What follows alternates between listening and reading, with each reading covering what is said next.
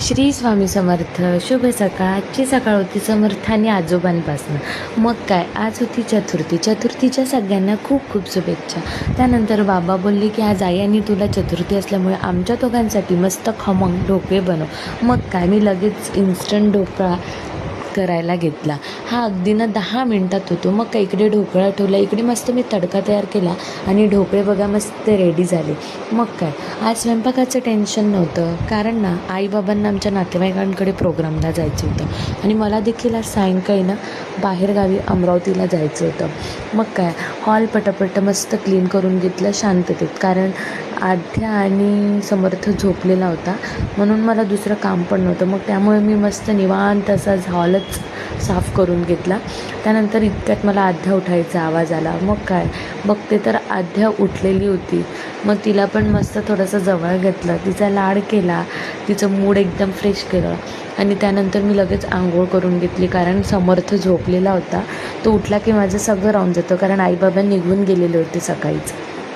त्यानंतर मी इकडे पटापट रेडी झाली आणि मग काय, आध्याची मध्ये लुडबुड सुरूच होती. मग काय, पटकन पूजा करायला घेते तर मग पार्सल आलं माझं मिशोवरनं. साडी, इतकी सुंदर साडी आलेली, कलर कॉम्बिनेशन पण खूप मस्त आणि तिची लेंथ वगैरे पण एकदम जबरदस्त होती. मग काय, समर्थ पण उठला. त्यानंतर मी मस्त गणपती बाप्पाची पूजा करून घेतली. गणपती बाप्पा मोरया.